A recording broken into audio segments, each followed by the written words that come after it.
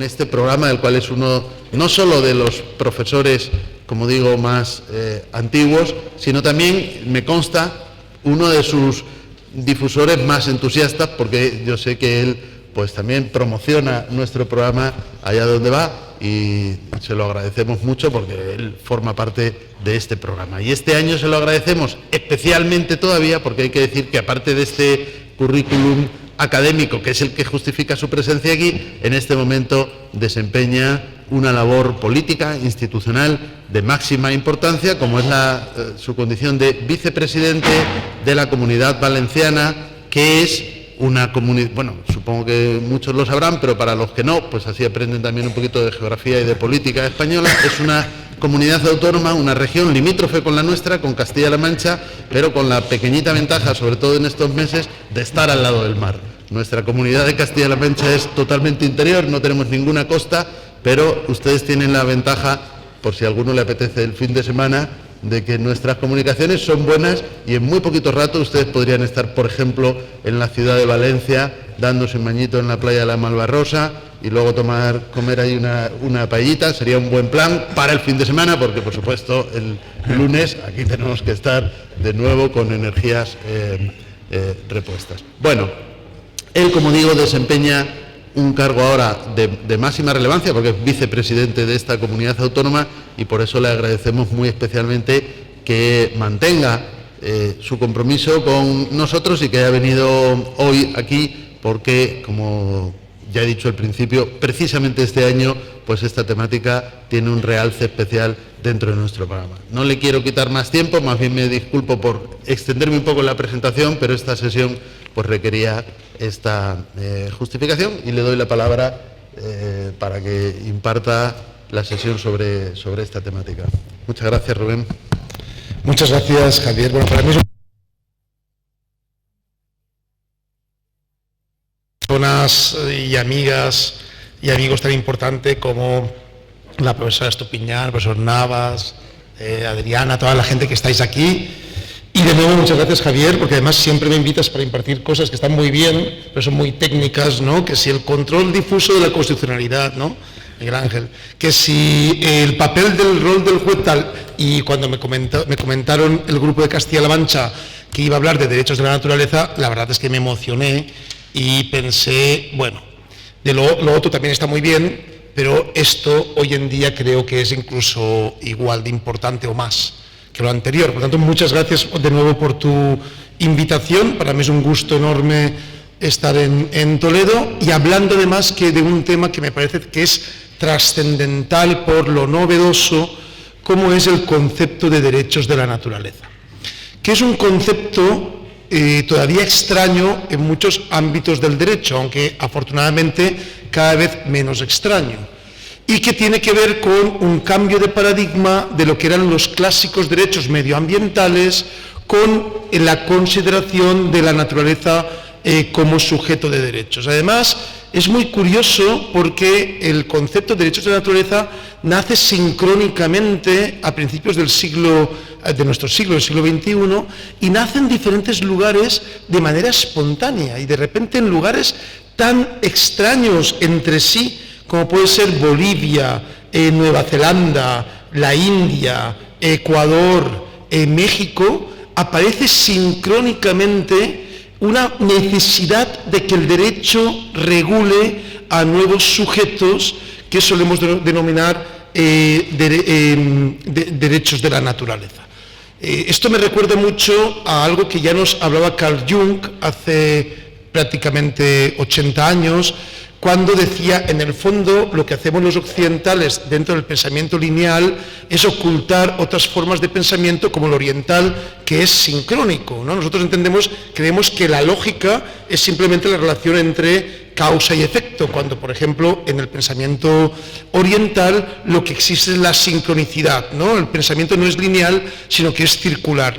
Les recomiendo mucho este librito de Carl Jung, que es una traducción de Richard Wilhelm, que se llama El secreto de la flor del oro, donde plantea muy bien este cambio de pensamiento respecto al paradigma occidental y otros paradigmas presentes en el mundo. Por tanto, creo que es fundamental hablar de estos temas. Y creo que es fundamental hacerlo aquí, en el marco de una especialización, que yo siempre digo que es la mejor especialización en justicia constitucional de Europa, es decir, no me cabe ninguna duda, porque eso implica que también ese paradigma se va incorporando en nuestros estudios del derecho y es fundamental, ¿no? A mí me hubiese gustado realizar una exposición sobre 3 elementos que son básicos para entender qué significan los derechos de la naturaleza, que es el derecho a la felicidad, que es un concepto ya jurídico-político asumido, como saben, a través de un índice de felicidad que crea Naciones Unidas, el summa causa, o el summa causa, que todo el mundo conoce como el buen vivir o el vivir bien, que es esa nueva concepción de los derechos sociales, ya no en una vertiente utilitarista o capitalista clásica, sino dentro del marco de la necesidad de reacondicionar las condiciones de vida del ser humano y los derechos de la naturaleza. No obstante, me voy a centrar en esta última parte, los derechos de la naturaleza, pero les recomiendo que planteen o que reconozcan esta relación entre el derecho a la felicidad y el summa causa o el summa causa. En primer lugar, ustedes saben que la historia del derecho ha ido creando un marco de relación entre el hombre y el medio ambiente, que es el que solemos denominar derechos medioambientales. Pues bien, el primero de los elementos que voy a argumentar es cómo ese concepto de derechos medioambientales está incorporado dentro de una visión antropocéntrica del derecho que está siendo superada por lo que algunos autores han denominado, creo que muy acertadamente, el giro biocéntrico o el nuevo paradigma donde el hombre ya comparte el centro con la naturaleza. Entonces, ese va a ser la primera parte el objetivo de esta exposición. La segunda parte es hacer entender cómo el giro biocéntrico y la visión antropocéntrica no son contrarias, sino que son complementarias. Es decir, el biocentrismo supera al antropocentrismo en cuanto a su marco de acción, pero eso no implica que las personas sigan formando parte del núcleo de garantía del derecho y de la ética en el derecho. En tercer lugar, voy a hablar mínimamente de una cuestión que les va a exponer muy ampliamente el doctor Roberto Viciano esta tarde, por tanto no me voy a extender mucho sobre ello, que es por qué no existe ningún obstáculo jurídico para que la naturaleza pueda ser considerada sujeto de derechos, ¿no? Entonces me referiré a la parte doctrinal que niega que alguien que no sea el ser humano pueda ser sujeto de derechos, y les haré entender por qué nosotros pensamos que no es así y por qué la naturaleza puede ser sujeto de derechos. Y en cuarto lugar hablaré sobre el camino al reconocimiento de los derechos de la naturaleza, que ya no es un desideratum, sino que ahora ya cada vez está más asentado en el derecho y es también una revolución jurídica. Por tanto, hablaré de esos 4 elementos. El concepto del giro biocéntrico respecto a la construcción antropocéntrica de los derechos medioambientales, el paso del giro antropocéntrico al giro biocéntrico, por qué la naturaleza puede ser sujeto de derechos y el camino hacia el reconocimiento de los derechos en el marco de la jurisprudencia internacional. Y me voy a centrar en un par de casos muy particulares, particularmente los casos neozelandeses. Además tenemos gente de Ecuador y gente de Colombia que les pueden explicar perfectamente otros casos a los que yo haré solo mención, como el caso del río Vilcabamba en Ecuador o el caso del río Atrato en el Chocó en Colombia. Derechos medioambientales. Seguramente todos los que han estudiado derecho medioambiental entienden que el concepto de derechos del medio ambiente es un concepto que surge ya a finales del siglo XX. Es decir, durante toda la construcción del Estado liberal, desde la propia generación de los primeros catálogos de derechos liberales, ¿no?, a finales del siglo XVIII y durante el siglo XIX, prácticamente no existe en el marco del derecho, existe algo en el marco del pensamiento político, pero dentro del marco normativo del derecho no existe ningún tipo de centralización, ¿no?, de interés por regular los derechos del medio ambiente. Y tenemos que irnos ya a la construcción del Estado social, particularmente el modelo europeo de Estado social, que se produce después de la Segunda Guerra Mundial y sobre todo a los años 70, cuando una gran parte de las personas que estamos aquí ya estábamos vivos, y en esos años 70 tiene lugar, como todo el mundo seguramente recordará, una famosa Declaración de Naciones Unidas sobre el Medio Ambiente Humano, que se suscribió en Estocolmo en 1972 y que es el punto de inicio del reconocimiento internacional a los derechos del medio ambiente. A partir del año 72, todas las constituciones posteriores, entre ellas la Constitución Española de 1978, incorporan ese concepto de derechos del medio ambiente. Es verdad que lo hacen todavía de manera tímida.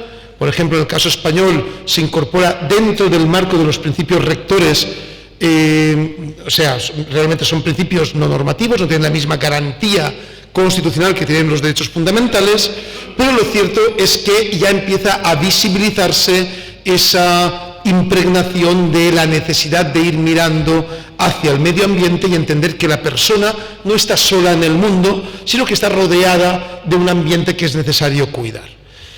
Pero esta declaración de Estocolmo de 1972 ya incorpora la visión, como no podía ser de otra forma, por otro lado, la visión antropocéntrica.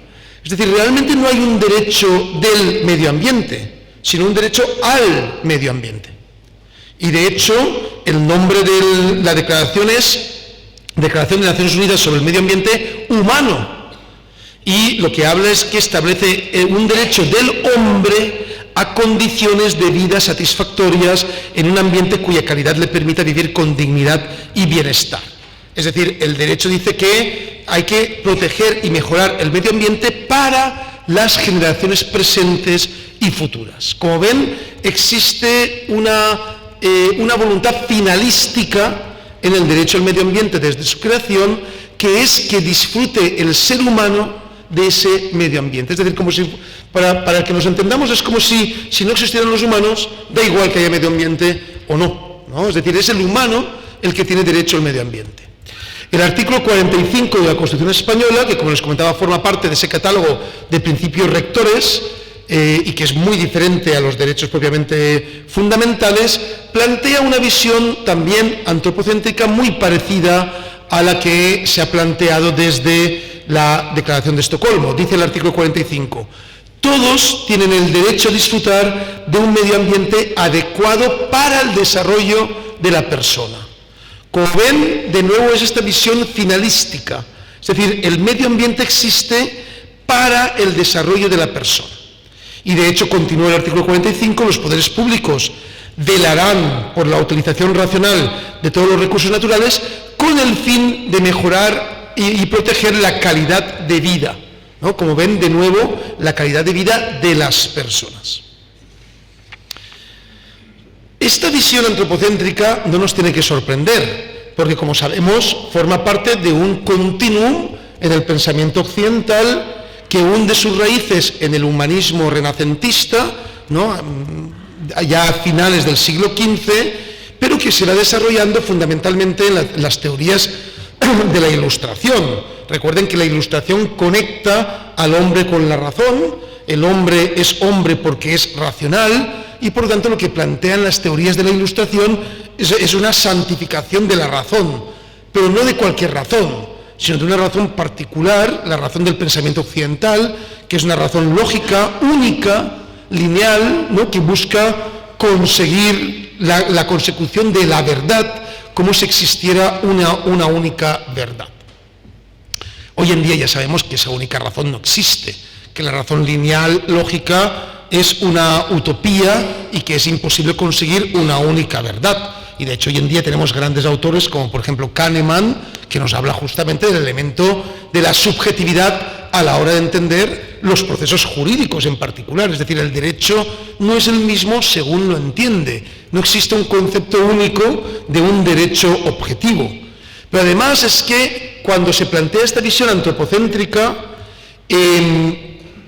se destierran otros saberes. ¿No? Otros saberes, otros pensamientos milenarios orientales, como el taoísmo o el sintoísmo o el budismo, pues no se estudiaron en ninguna universidad europea durante siglos, salvo excepciones como las de Jung, y lo mismo exactamente pasó con pensamientos milenarios latinoamericanos o del norte de América, que también fueron desterrados dentro de ese pensamiento único, lógico y esa visión única del pensamiento lineal, ¿no? Por tanto, esto no nos tiene que extrañar. Pero lo que sí está claro es que hoy en día estamos avanzando hacia un nuevo paradigma. Un paradigma donde entendemos la subjetividad del derecho a la hora de ser, no solo de ser comprendido por las personas, sino de ser aplicado por los diferentes operadores jurídicos, y eso plantea la necesidad de entender que el derecho no es algo dado y permanente, sino que es mutable, que va evolucionando. El concepto, yo no voy a entrar aquí en el debate entre justnaturalismo y justpositivismo, que creo que es un debate además que está muy superado, pero sí que es muy importante que entendamos que, con independencia de que tengamos un planteamiento justnaturalista y justpositivista, el derecho evoluciona, y evoluciona desde el propio concepto liberal de derechos. Porque, como todo el mundo sabe, no son los mismos derechos los que hoy en día disfrutamos que los derechos clásicos liberales, y lo hemos hecho dentro del marco del Estado liberal. Por lo tanto, el Estado liberal ha dado paso a una mutación o una evolución del concepto de derechos que implica un constructo humano del concepto de derechos, y por lo tanto es importante conocer esos dos elementos dentro del marco de la construcción de los derechos. En primer lugar, que el propio concepto de derechos es un concepto humano, es decir, no existe el concepto de derechos fuera del mundo humano, por lo tanto es un constructo, en ese sentido, es un constructo humano. Y en segundo lugar, que va evolucionando permanentemente, y por lo tanto no es inhabitual que haya una ampliación en el marco de los sujetos de derechos. Ahora después me referiré un poco más a este concepto de derechos como constructo humano. Mi tesis es que el axioma biocéntrico y el axioma antropocéntrico no pueden ser incompatibles. No sería inteligente. No sé si podemos pasar a la siguiente. Eso es, gracias. Sería algo así como lo que están viendo en la diapositiva, ¿no? Es decir, cualquier construcción de un nuevo derecho requiere de la revalorización de nuevos sujetos de derecho en el marco de una nueva conciencia sobre la Pachamama, de una nueva conciencia sobre el mundo en el que vivimos. Pero ese giro biocéntrico no puede ser contrario al fundamento de la existencia de los derechos inherentes a las personas. Al contrario, desde mi punto de vista está pensado para enriquecer la armonía de las personas en el marco de la armonía con la naturaleza. Por tanto, mi tesis es criticar tanto las tesis radicales antropocéntricas como las tesis radicales biocéntricas. Es decir, el biocentrismo y el antropocentrismo cuentan con núcleos axiológicos convergentes, como los que ven en la diapositiva, y si perdemos de vista que las personas son importantes dentro de la construcción del summa camaña, no estaremos avanzando hacia un constitucionalismo democrático, sino que estaremos reaccionando contra los avances del constitucionalismo democrático. La segunda pregunta que hay que realizarse es: ¿pero la naturaleza puede ser sujeto de derechos?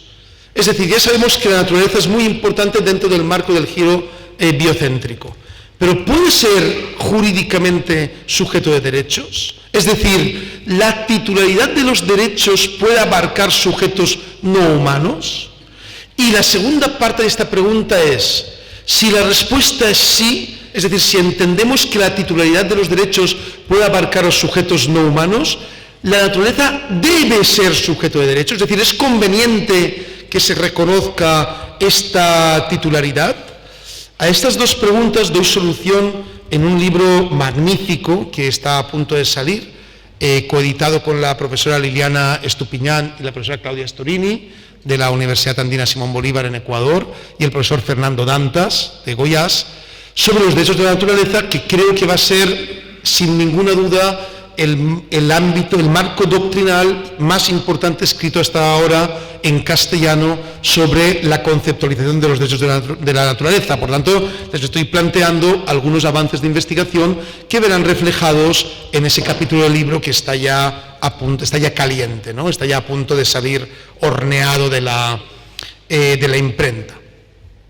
Para responder esta pregunta, sobre la cual también, como les comentaba, hablará con mayor detalle el profesor Roberto Viciano más tarde, tenemos que retomar la idea que les planteaba al principio, que es el concepto vis expansiva y construcción racional de los derechos. Es decir, los derechos forman parte de un proceso evolutivo de progreso que abarca aspectos gradualmente más amplios. Y los titulares de los derechos han ido formando parte de ese avance democrático hacia la integración de las sociedades, y eso implica que ya no podemos considerar, como se podía considerar, por ejemplo, en la época medieval, en la época de la Carta Magna, siglo XIII, o en la época de los primeros derechos liberales ingleses en el siglo XVII, ya no podemos considerar los derechos como un privilegio. Ahora los derechos son una condición de emancipación de las personas. Y eso implica necesariamente su vis expansiva. Y su vis expansiva toma sentido dentro del tiempo histórico en el que viven. Es decir, los derechos son condiciones de la historicidad, son condiciones materiales de la historia. Es decir, ahora, por ejemplo, estábamos hablando con los profesores de la Andina sobre la última sentencia del matrimonio igualitario en Ecuador. Pues esa sentencia era imposible, ya no digo hace 2 siglos, es que era imposible hace 40 años, porque estaba fuera de su tiempo histórico. Entonces, hoy en día tenemos derechos, o incorporamos derechos en el marco de nuestra evolución como sociedades que eran impensables hace 2 siglos, 1 siglo o hace 50 años. Por tanto, el concepto de vis expansiva y de tiempo histórico es fundamental para entender la idea de que los derechos son constructos sociales y, por tanto, finalmente tienen derechos aquellos sujetos que los humanos, dentro del marco de sus constructos sociales, entienden que deben tener derechos. Por eso, justamente, hoy en día, cuando se dan las condiciones subjetivas y objetivas para el reconocimiento de esos derechos, hoy en día podemos hablar de derechos de minorías, podemos hablar de derechos de pueblos indígenas, podemos hablar de derechos de minorías sexuales, podemos hablar de derechos de minorías que han estado excluidas históricamente del avance de los derechos hasta la actualidad, y por la misma regla de 3, el marco, esa vis expansiva de los derechos no se va a detener aquí. Es decir, dentro de 40 años estaremos reconociendo derechos a cuestiones o a grupos que hoy en día ni siquiera soñamos que lo puedan tener. Pues bien, eso implica necesariamente que a la pregunta ¿puede la naturaleza ser considerada titular de los derechos? La respuesta es claramente afirmativa. Por supuesto que la naturaleza puede ser declarada sujeto de derechos si existe una decisión consciente, fruto de un constructo social, de que se apliquen los derechos a sujetos no humanos, como de hecho pasa habitualmente. Es decir, ningún jurista español con 2 dedos de frente les va a negar los derechos de determinadas personas jurídicas, por ejemplo. Pues bien, las personas jurídicas, como todo el mundo sabe, no son personas humanas. De hecho, hoy en día se habla de derechos de las asociaciones, de derechos de los partidos políticos. Todos ellos no son personas humanas, son ficciones jurídicas construidas por el derecho.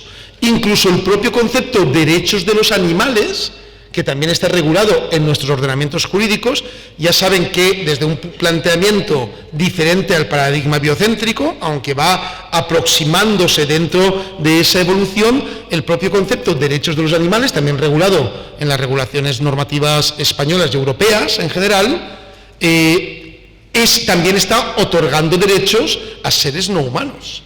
Por tanto, no tiene sentido decir, como han dicho algunos filósofos del derecho, entre ellos personas enormemente sabias, como la profesora Cortina, pero de todas formas ella lo dice así, dice, no, es que los derechos tienen que seguir siempre imbricados a la naturaleza humana del que los ejerce por la conciencia que tiene de obtener, de ser sujeto de derechos. Pues bien, esto hoy en día está superado.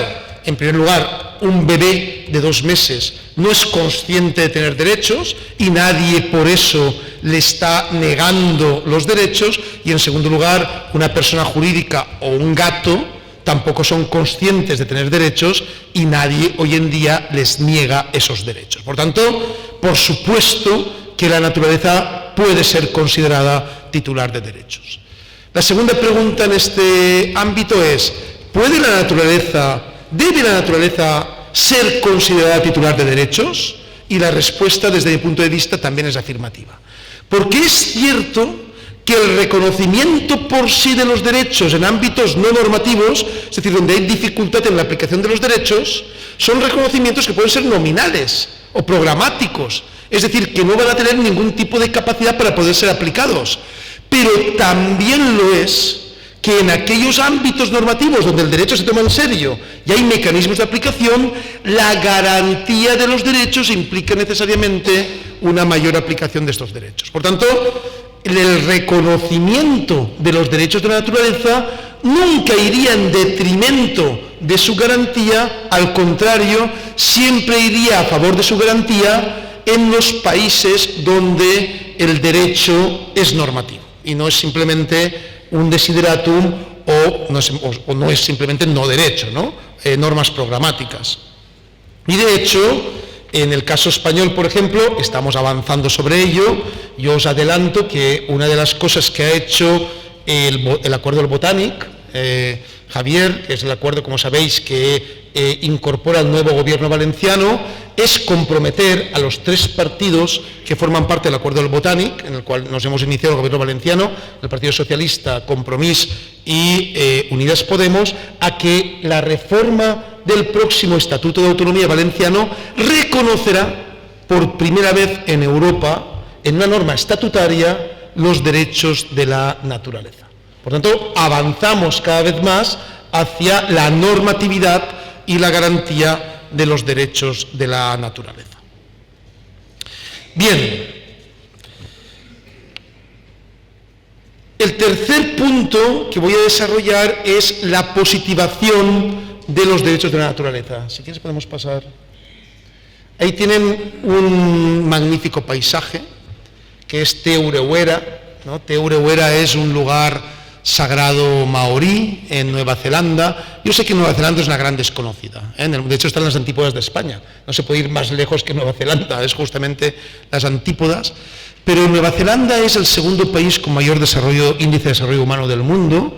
Es un país con envidiables mecanismos de democracia participativa, con grandes avances democráticos y para la búsqueda del summa causa, y además es un país que incorpora a grandes personalidades del derecho y de la teoría política como Joel Colón Ríos, que hemos tenido, por cierto, hablando justamente de Te Urewera y de Wanganui, que ahora hablaremos de ello, en el marco de los desarrollos jurisprudenciales y legales, legislativos sobre los derechos de la naturaleza. Pues bien, como les comentaba, hoy en día el debate sobre los derechos de la naturaleza ya no se da tanto en el si pueden o no pueden ser normativos. Eso ya es un debate superado, aunque haya personas que no lo hayan superado, pero eso ya forma parte del cambio paradigmático kuhniano, ¿no? Es decir, como saben, esto lo explico muy bien Kuhn, cada vez que hay un cambio paradigmático, hay personas que nunca van a asumir el nuevo paradigma, entonces se van a mantener siempre en el viejo paradigma y van a morir convencidos de que va a llegar el apocalipsis y en los derechos de la naturaleza va a ser el fin del mundo, ¿no? Y hay personas que se incorporan en el nuevo paradigma, abren sus mentes y entienden ese concepto evolutivo del derecho que les estoy planteando. Pero como les comentaba, hoy en día ya no hay un debate filosófico como lo hubo hace 20 años o 15 años, sobre si la naturaleza podía o no podía ser sujeto de derechos. Hoy en día ya la naturaleza es sujeto de derechos. En constituciones como el caso ecuatoriano de la Constitución del 2008, de alguna medida, aunque no expresamente, pero también de alguna medida en el caso boliviano del 2009, con constituciones como la última gran constitución del nuevo constitucionalismo latinoamericano, que es la Constitución de la Ciudad de México del 2017, que también habla de los derechos de la naturaleza y los reconoce, con elementos normativos como las leyes neozelandesas, como está pasando ahora mismo en el caso holandés con las últimas grandes decisiones sobre la aplicación de los derechos de la naturaleza, como pasará con el Estatuto de Autonomía de la Comunidad Valenciana. Es decir, hoy en día ya es un hecho que la naturaleza es sujeto de derechos. Yo recuerdo los debates, yo estuve en los últimos 2 procesos constituyentes latinoamericanos, estuve participando activamente, tanto en Ciudad Alfaro, en Ecuador, como en Sucre, en Bolivia, y en los 2 momentos constituyentes más álgidos que yo he vivido, que son el caso boliviano y el caso ecuatoriano, el debate sobre la naturaleza como sujeto de derechos y sobre el papel de la naturaleza en ese giro biocéntrico fue un debate espectacular.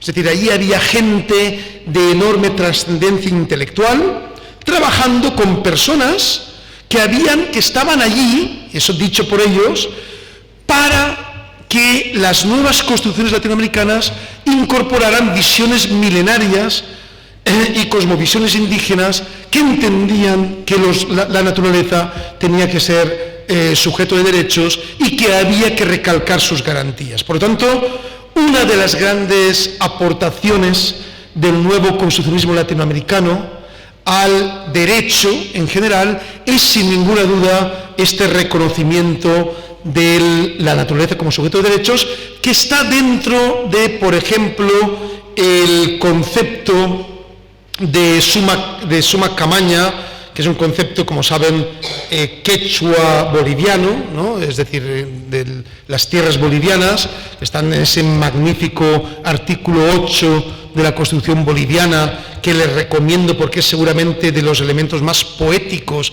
y no solo en el marco poético de bien escrito, sino de cómo puede haber una relación entre poesía y derecho, ¿no? Como decía Working, ¿no?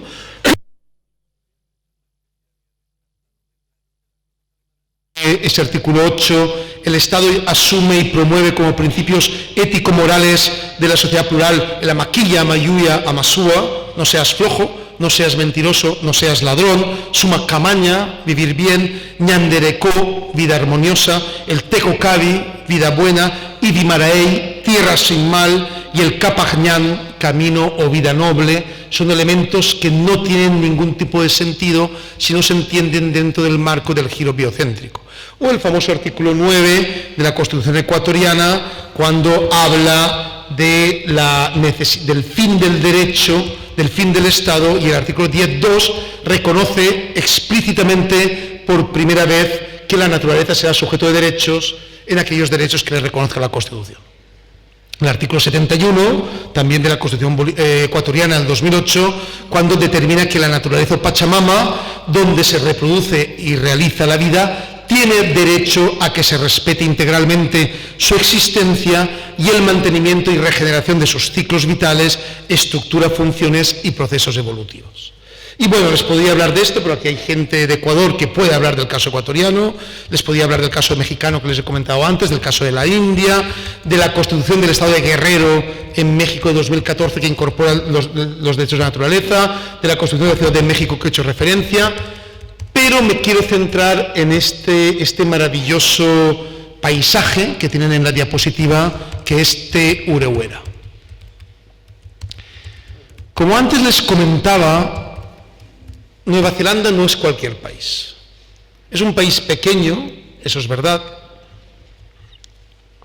pero es un país cuyo proceso de colonización, ellos nunca utilizarían el término colonización, pero digamos el proceso clásico de colonización no se produce desde el marco de la imposición, como fue, por ejemplo, la colonización europea en América Latina a partir del siglo XVI, o asiática principalmente a partir del siglo XVIII-XIX, sino que se produce a través del acuerdo, ¿no? Es muy curioso el caso neozelandés, porque lo que hay son acuerdos, sobre todo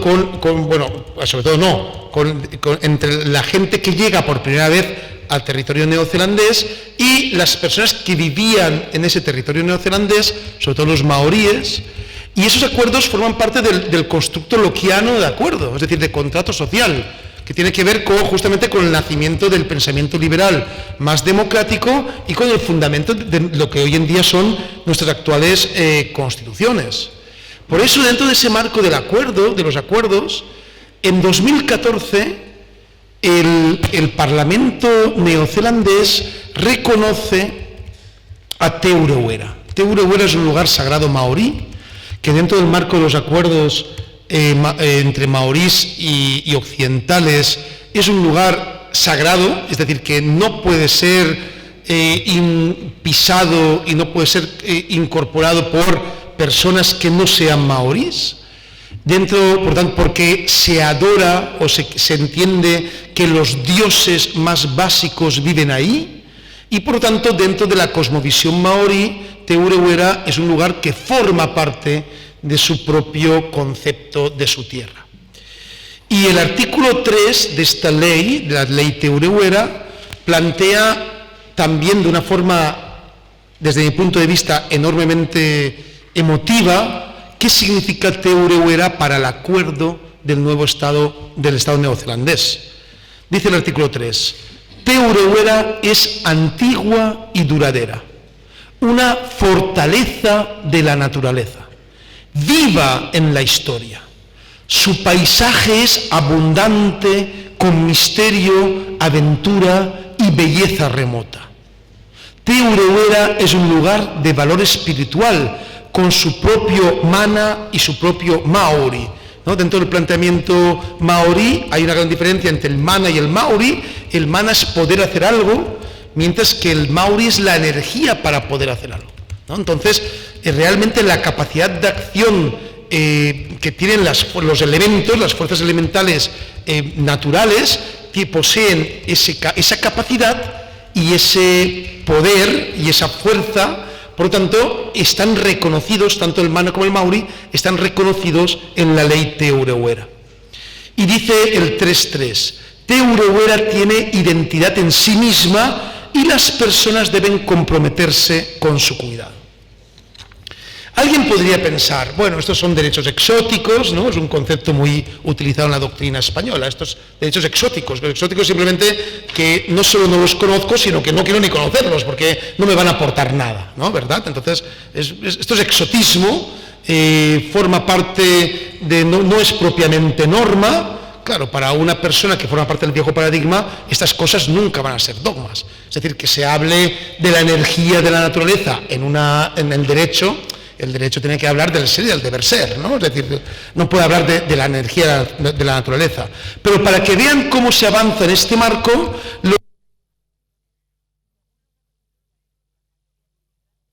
en el marco de los derechos, hace 3 años avanzaron más con Ahua-Tupua o Wanganui. Si quieres podemos pasar al siguiente. Gracias.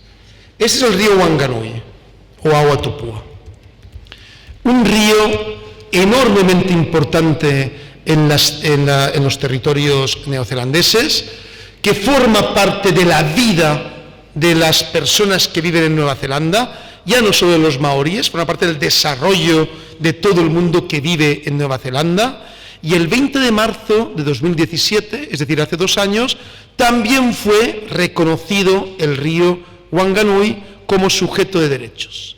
Y lo fue, dense ustedes cuenta, dentro de ese tratado que les comentaba de principios del siglo XIX, 1804, que fue el Tratado de Waitangi, que fue el tratado entre los colonizadores o la gente que llega nueva a Nueva Zelanda y las personas que ya vivían en Nueva Zelanda, que no se niegan a que entren nuevas personas siempre y cuando se respete su idiosincrasia y siempre y cuando respeten sus elementos más básicos de su reconocimiento como pueblo.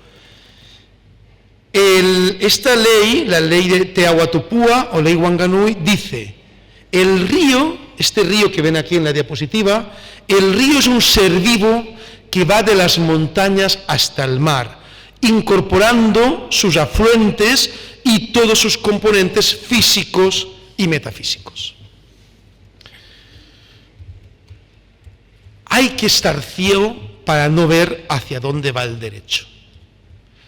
Sobre esto podríamos hablar de 2 casos sumamente importantes, pero que también, como les comentaba, hay personas en este curso que forman parte tanto del caso colombiano como del caso ecuatoriano. Estoy convencido que ellas van a trabajar más estos dos casos, pero yo sí voy a hacer mención, ¿no?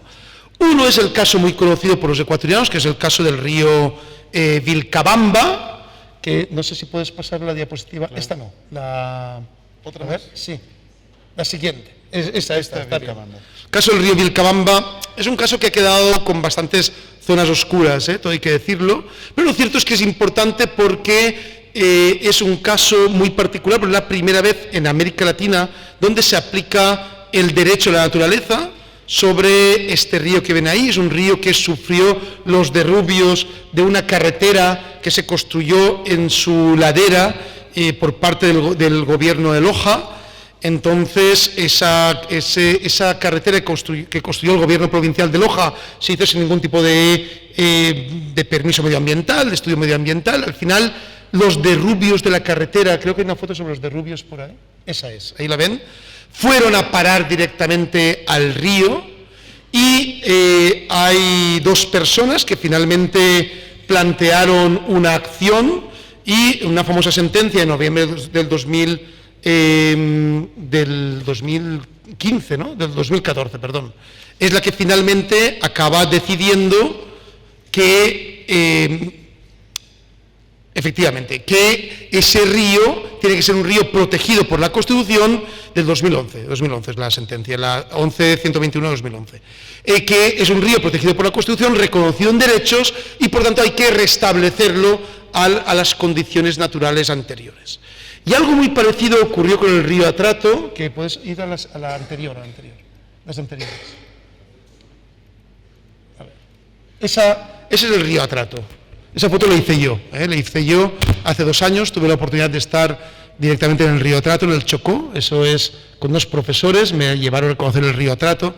El río Atrato forma parte del departamento más pobre, uno de los más pobres de Colombia, el Chocó, uno de los más ricos, en recursos naturales, pero uno de los más empobrecidos, y además fruto de terribles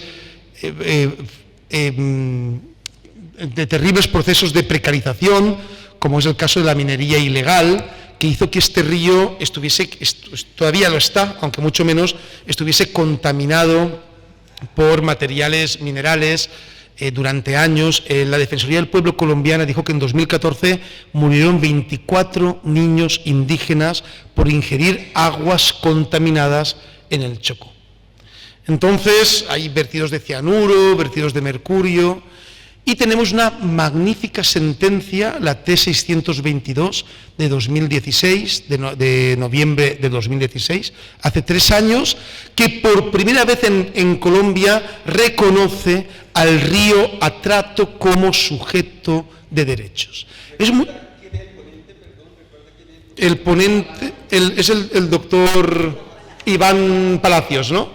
Iván Palacios es el doctor Iván Palacios, efectivamente.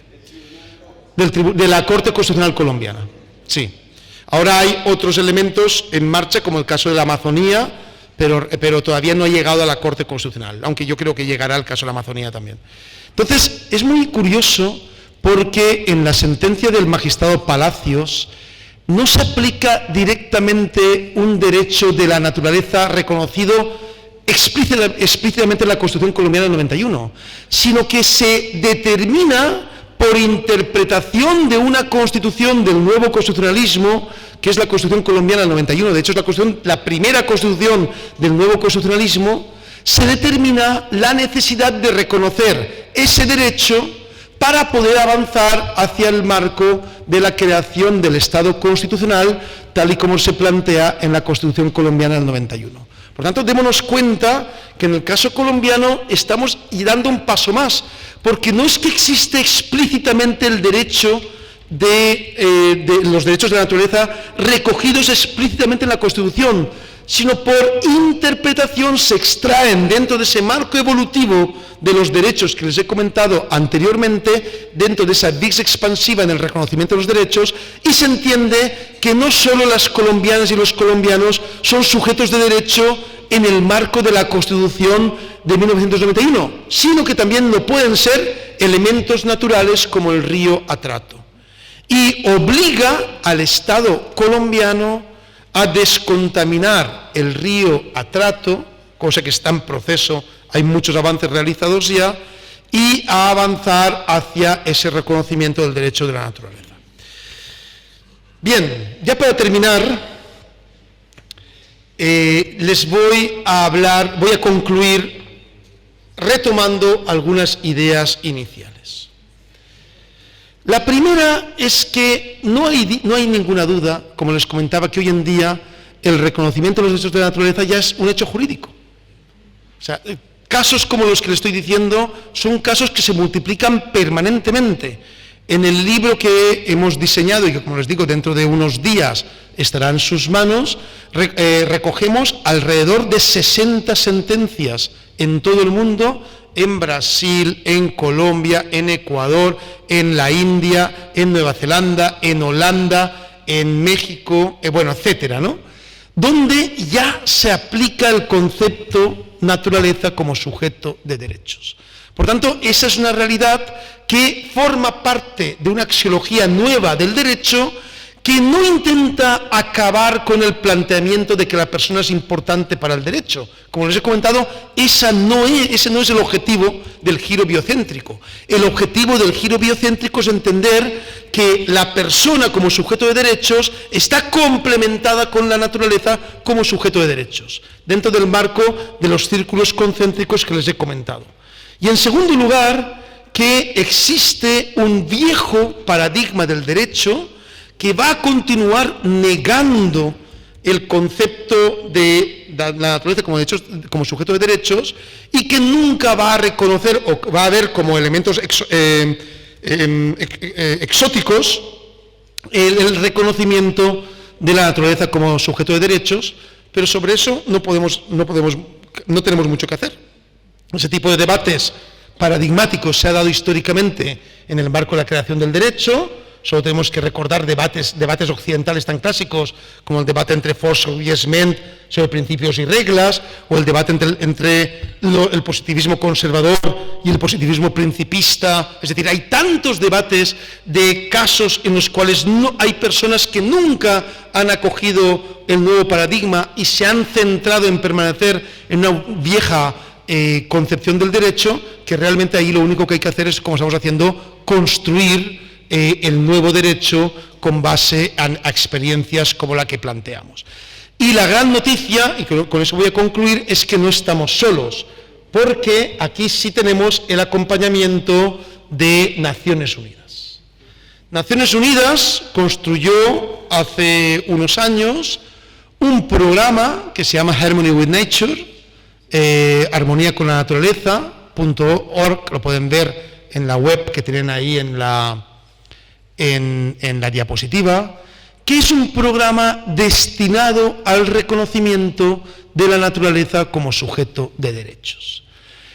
No se pierdan este enorme baluarte de artículos y jurisprudencia que realiza Naciones Unidas, un programa que a mí me parece interesantísimo, donde tienen un listado de expertos, entre los cuales nos incluimos varias personas que estamos aquí hoy, y que forman parte del grupo de expertos mundiales sobre derechos de la naturaleza dentro del marco del programa de Naciones Unidas, pero no solo van a encontrar la doctrina al respecto, van a encontrar la jurisprudencia y los avances legislativos sobre los derechos, sobre el reconocimiento de la naturaleza como sujeto de derechos.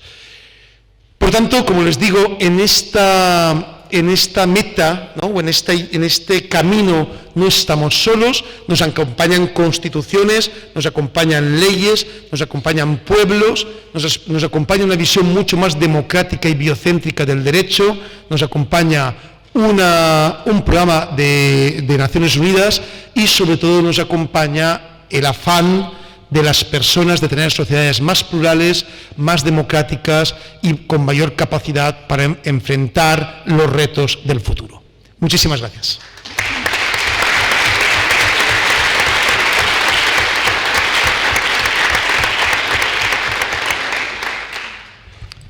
Muchas gracias, profesor Rubén Martínez Dalmau. Según habíamos anunciado, teniendo en cuenta, en todo caso, el marco temporal disponible, si os parece, lo que vamos a hacer es la exposición de Adriana Rodríguez, de la Universidad Andina Simón Bolívar, de Ecuador, en primer lugar, y luego, antes de cualquier otra intervención, en los minutos que queden, pues como siempre, dentro del tiempo disponible, podemos dejar margen a alguna pregunta para que cierren, si lo desean, los miembros de la mesa. Así que muchas gracias. Adriana, tiene la palabra. Sí, yo voy a ser breve para dar paso a las preguntas que seguramente van a tener. Bueno, muchas gracias por esta exposición que me parece que es muy ilustrativa, ¿no? Ahora yo tengo algunos comentarios más que, comentarios que también van a ser preguntas. La Constitución del Ecuador y cómo se proclamó los derechos de la naturaleza, creo que tienen dos genealogías, ¿no? Una genealogía que efectivamente es esta genealogía del giro biocéntrico, con lo que nosotros hemos llamado como el Deep Ecology, ¿no? O sea, son todos los movimientos ecologistas que promulgaron y fueron justamente a pedir este giro biocéntrico en la Constitución. Pero también tenemos por otro lado, unido, digamos, en conversación, en diálogo, pero sí es otro ente distinto, que es justamente el movimiento indígena. Y el movimiento indígena con su proyecto político, que es el proyecto político que se venía gestando dentro del movimiento indígena, que es la CONAIE en Ecuador, y este proyecto político tiene otra genealogía que no es la genealogía del Estado liberal. Es una genealogía que tiene que ver, con las constantes luchas y reivindicaciones del pueblo y que está de la mano de este concepto de plurinacionalidad y de interculturalidad. Entonces, no es el giro biocéntrico propuesto por el movimiento indígena, sino que va de la mano, como bien lo dijiste en algún momento, del summa causa, de la plurinacionalidad y de la interculturalidad. Entonces, yo creo que esta segunda parte, digamos, este segundo movimiento, estos dos, el Deep Ecology y el movimiento indígena, que entran en diálogo a veces, tienen genealogías distintas y que la propuesta plurinacional e interculturalidad sí mina las bases del Estado liberal. Es decir, sí cuestiona la genealogía del Estado liberal, sí cuestiona la construcción normativa del individuo kantiano. Sí lo hace. ¿Y por qué lo hace? Bueno, porque en algún momento Habermas mismo lo dijo en un momento, cuando se habla de pueblos indígenas y concepciones indígenas, las bases liberales tienen que verse de nuevo. Son sujetos que se construyen desde la comunidad. Entonces el sujeto liberal entra en cuestionamiento y el Estado liberal, el Estado-nación, también entra en cuestionamiento. Entonces ahí sí hay una tensión entre los derechos de la naturaleza desde una concepción plurinacional e intercultural con el Estado-nación. El Estado-nación y la construcción de sujeto individual. Entonces, estos derechos de la naturaleza depende cómo se los interprete. Si nosotros los interpretamos solo desde el Deep Ecology, podemos correr riesgos, creo yo, que de hecho está pasando en Ecuador. Por ejemplo, ¿qué pasa cuando existe una tensión entre movimiento indígena y derechos de la naturaleza desde el Deep Ecology, como puede ser, por ejemplo, en este momento hay una ley que prohíbe la caza de animales en extinción y los pueblos indígenas cazan, ¿no? Eso ha servido como dispositivo para que el Ministerio de Ambiente del Estado empiece a criminalizar a pueblos indígenas, sobre todo, o casualidad, a dirigentes indígenas, ¿no? Y de la misma forma, cuando hay proyectos, por ejemplo, de explotación de recursos naturales, en ese momento hay un pacto entre el Deep Ecology y el movimiento indígena para proteger estos derechos, pero el Estado se reserva también la administración de los recursos naturales y la propiedad del subsuelo. Entonces, cuando nosotros vemos esta concepción de los derechos de la naturaleza desde los pueblos indígenas, sí creo que entra en contradicción con el Estado liberal, sí entra en contradicción con el sujeto liberal kantiano, y ahí sí uno tiene que tomar partido, porque es una concepción distinta. Entonces, te quería hacer como ese comentario, y en los peligros también que probablemente tengamos, y que de hecho en este momento en Ecuador se encuentra, en el COIP, que es el Código Integral Penal, tenemos los delitos contra la naturaleza que han servido para criminalizar a pueblos indígenas.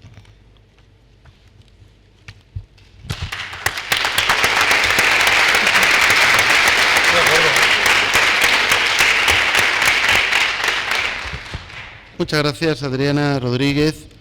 Y con esta participación de la Universidad Andina Simón Bolívar de Ecuador, acabarían los comentarios y pues tenemos margen para cualquier tipo de pregunta, intervención, duda que quieran plantear a cualquiera de los expositores.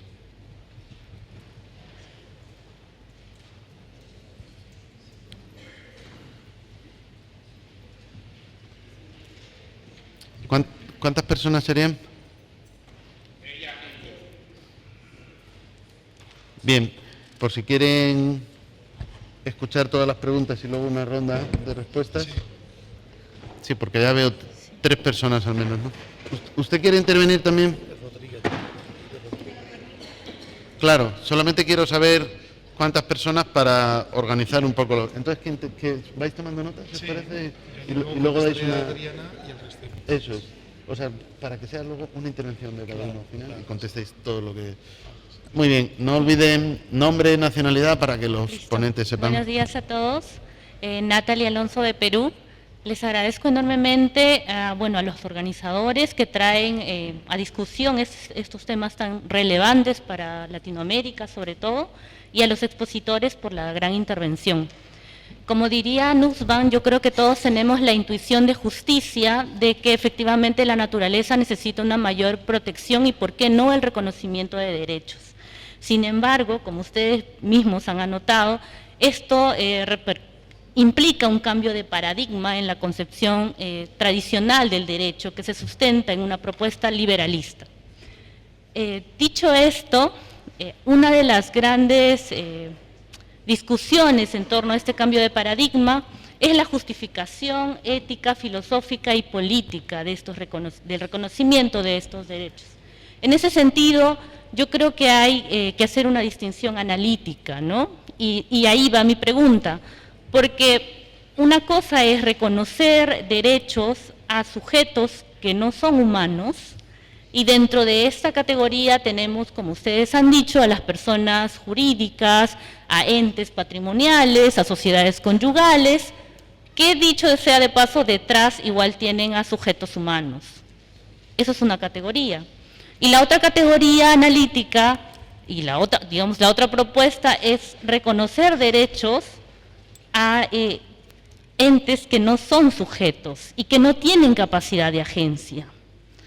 No tienen capacidad de agencia. Entonces, ¿cuál sería la respuesta frente a estas dos categorías que, digamos, que están claros bajo el planteamiento del derecho tradicional, de cara a dilucidar cuál sería la justificación filosófica para el reconocimiento de los derechos a la naturaleza? Gracias. Gracias.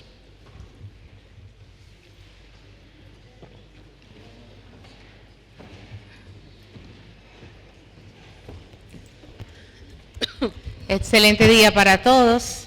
Lucy Faber y Mercedes Morel, pues vengo de la gran nación donde esta hermosa bandera tricolor es producto de la sangre de muchos héroes, República Dominicana.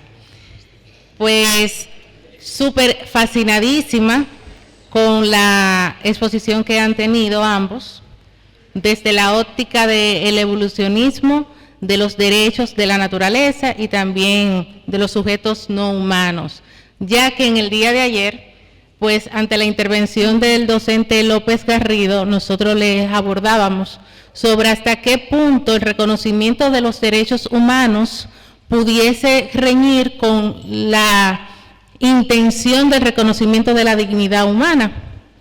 Entonces, perfectísimamente creo que el escenario está acondicionado para obtener una respuesta en función de lo siguiente.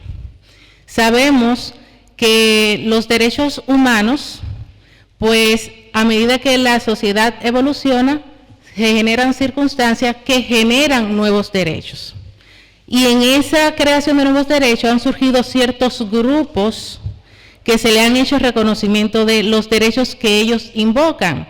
Entonces, en ese sentido, tenemos dos comunidades muy nuevas, que son los ecosexuales y los zoofílicos.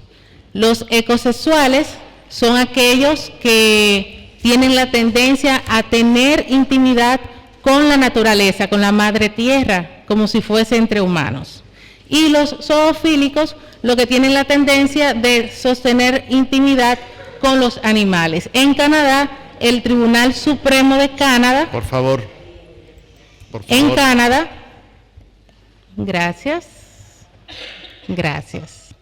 En Canadá, el Tribunal Supremo, pues, declaró, pues, lícito el hecho de que entre animales y humanos y animales se pudiera concebir las relaciones íntimas.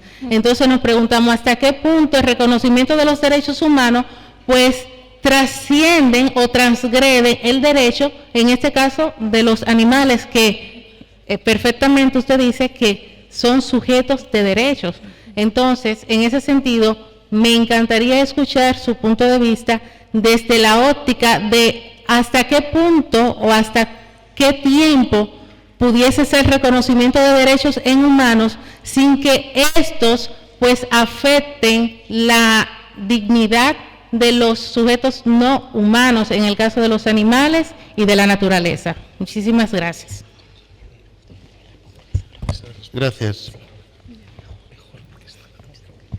Ya no más preguntas, por favor, las personas que están de pie ahora mismo. Menos de un minuto cada pregunta para... Me parece que la mía es corta. las cuestiones que están planteando pues merecen una respuesta, ¿no? Sí. Bien. Bien, buenos días a todos. Luis Tavares, de la República Dominicana. El profesor Estefano Rodota decía que los derechos reconocidos iban a encontrar su validez en la medida en que existan garantías para tutelar los mismos. En ese sentido, como estamos hablando de derechos naturales, mi pregunta es la siguiente: ¿cuáles mecanismos establece el Estado para garantizar los derechos naturales? Porque existen políticas de prevención para el cuidado de los medios naturales que sí buscan una manera de armonizar o de sustentar lo que es el medio ambiente. Por ejemplo, tú cortas un árbol, pero tienes que sembrar 100. Esos son ejemplos. Pero ¿qué mecanismos o qué garantías establece o reconocen los estados efectivamente para poder garantizar estos derechos naturales? Gracias. Gracias.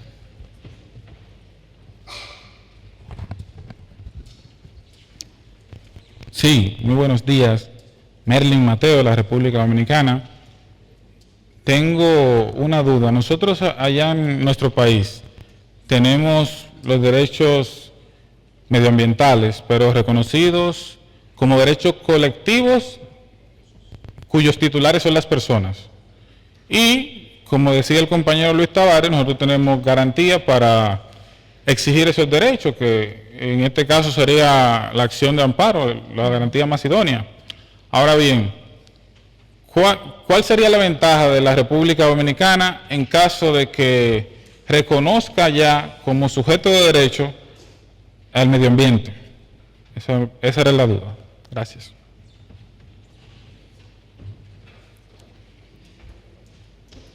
Buenos días, Alejandra Saavedra, de Colombia. Doctor, yo quisiera saber si de pronto, dado el caso de que no se llegaran a afectar los derechos de las personas en algún momento, se podrían llegar a reclamar los derechos de la naturaleza de manera independiente. Esto teniendo en cuenta la sentencia de la Corte Constitucional que usted relacionó, esta finalmente no se derivó como tal del río, sino de las consecuencias que trajo consigo su contaminación, que fue pues la muerte de los niños y demás situaciones especiales.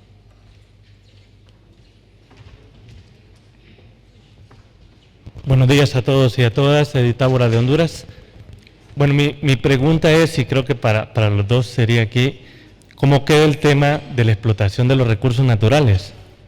porque realmente ese es el tema de fondo, frente al proyecto mundial de despojo de los recursos naturales, no solo de los pueblos indígenas, sino que en general. Entonces creo que ese va a ser el punto más importante, porque, pues como dijo Berta Cáceres, realmente, lastimosamente también ya no hay tiempo en relación a los recursos naturales.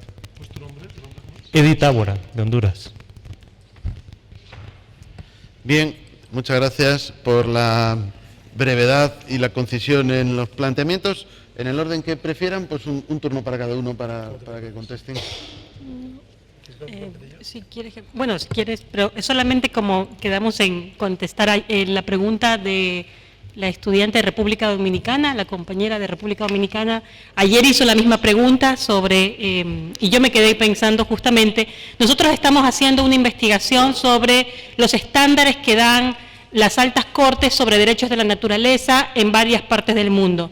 Y me encontré justamente con las sentencias de la India, de la Corte Suprema de la India. Y ahí es interesante porque los estándares que pone la Corte Suprema de la India son justamente sobre los derechos de los animales, entendidos como derechos de la naturaleza. Entonces ellos ponen cosas que son bien interesantes, que es el límite del sufrimiento animal. Entonces dice, por ejemplo, la relación de poder que existe entre seres humanos y animales es un hecho real, y por lo tanto lo que tiene que fijar la norma son los límites del sufrimiento. Es decir, uno puede hacer uso de los animales siempre y cuando no exista explotación animal y no exista sufrimiento.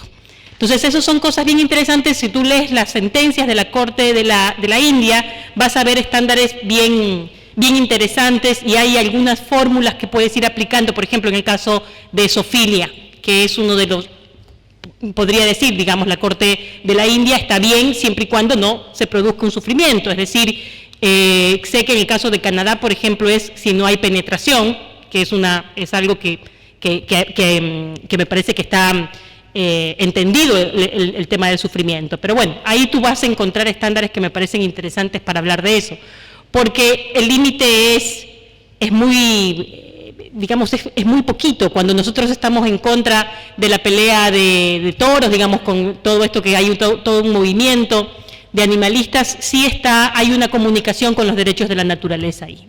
Creo que va por ahí la respuesta.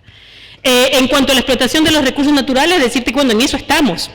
Justamente existe una coordinación entre estos dos movimientos en este momento en Ecuador, entre el movimiento ecologista y el movimiento indígena, justamente como una forma de resistencia, y eso sí ha servido, digamos, el discurso de los derechos de la naturaleza, ha potenciado los derechos colectivos de los pueblos indígenas, pero siempre y cuando exista esa comunicación y esa coordinación.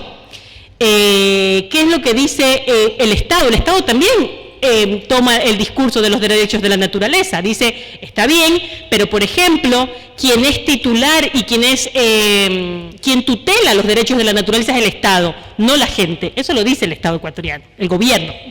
Nosotros tutelamos la naturaleza, por lo tanto, nosotros podemos explotarla.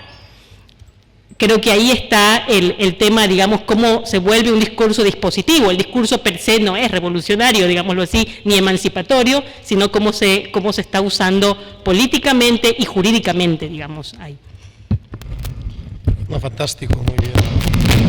Yo quería empezar por algunas cuestiones que has comentado tú, Adriana, y que sí me gustaría anotar, porque tú has hecho una diferenciación que me parece muy correcta entre esas dos genealogías que están dentro del discurso sobre el derecho de la naturaleza que estuvo presente en la Asamblea Constituyente ecuatoriana. Yo recuerdo perfectamente las dos posiciones, pero lo cierto es que al final se llega a un diálogo entre el planteamiento indígena y el planteamiento ecologista, o como lo queramos llamar.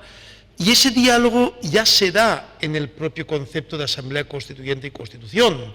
Es decir, el propio concepto de Asamblea Constituyente y Constitución son conceptos de construcción liberal. Cosa diferente es que hoy en día la Constitución ya no sea una Constitución liberal, propiamente en el sentido clásico, una Constitución del Estado liberal. Por eso los autores hoy en día ya hablan de la Constitución del Estado constitucional, y por tanto propiamente a una categoría que es Estado constitucional, que hay mucho debate si es o no es una evolución del Estado liberal. Que surge del Estado liberal no hay ninguna duda, pero que su génesis, que su naturaleza sea todavía liberal, eso sí hay muchas dudas. Es decir, un planteamiento puramente liberal clásico no diría que los derechos de la naturaleza en la Constitución son propios del Estado liberal. Por eso hoy en día ya avanzamos hacia un concepto que es el que está en boga en el pensamiento, sobre todo en la teoría del Estado actual, las nuevas tendencias, que es el concepto de Estado constitucional como un diálogo entre diferentes formas de construir el derecho. Entonces, desde ese punto de vista sí me acercaría a ese diálogo y resaltaría lo positivo que es hablar de derechos de la naturaleza, de lo negativo que es incidir en lo que nos diferencia en vez de en el resultado, en la síntesis que los une. A la pregunta sobre Natalie, bueno, una pregunta muy importante, porque ¿dónde está Natalie? Ahí está. Porque efectivamente, es decir, todo esto al final responde a una ética que es la que nos tiene que decir si finalmente tenemos que avanzar jurídicamente hacia determinado ámbito o no.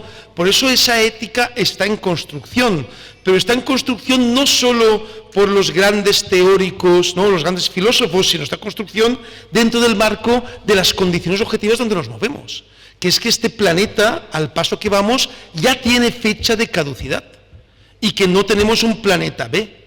Entonces, por supuesto que la nueva ética debe de incorporar la protección de la naturaleza en el marco correspondiente, porque lo contrario es negar la existencia del planeta y ahí sí puede haber una vertiente utilitarista, pero es negar la pervivencia del ser humano en las condiciones como hoy en día podemos vivir.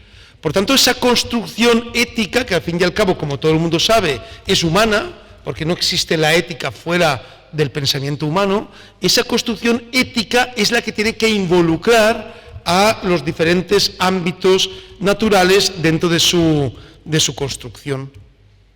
Sobre el tema de los ecosexuales, yo nunca me lo había planteado, me parece muy interesante, y el tema de la zoofilia, pero sí me he planteado algo que alguien me dijo hace 2 años y que en ese momento pensé, esta señora era una profesora, está loca, ¿no? Pero hoy en día me doy cuenta que no está tan loca. Por ejemplo, ¿el régimen de animal doméstico está de acuerdo con los derechos de la naturaleza? Es decir, tener un pájaro en una jaula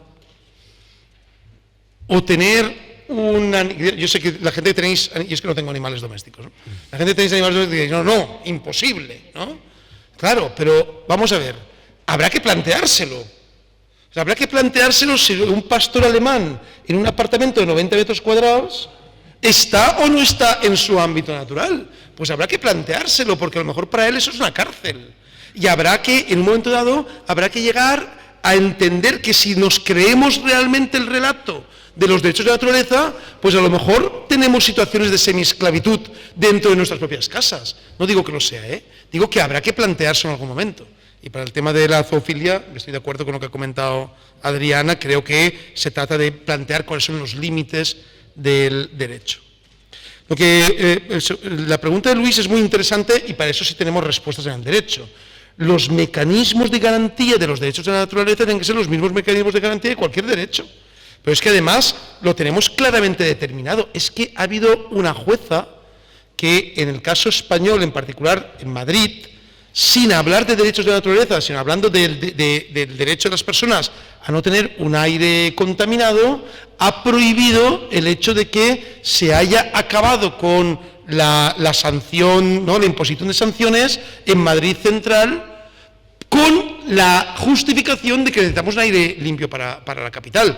Veremos lo que ocurre ahora cuando sea revisada esa decisión de la jueza, que al fin y al cabo es una medida cautelar, pero ahí algo nos indica que los mecanismos que tenemos en el derecho también serían perfectamente válidos en el marco de los derechos de la naturaleza, y de hecho el caso ecuatoriano es un caso claro. Por tanto, tenemos todas las políticas públicas, tenemos todas las garantías institucionales, tenemos las garantías judiciales, es decir, tenemos los límites de la ley, es decir, tenemos todas las garantías que habitualmente hablamos en derecho para este reconocimiento.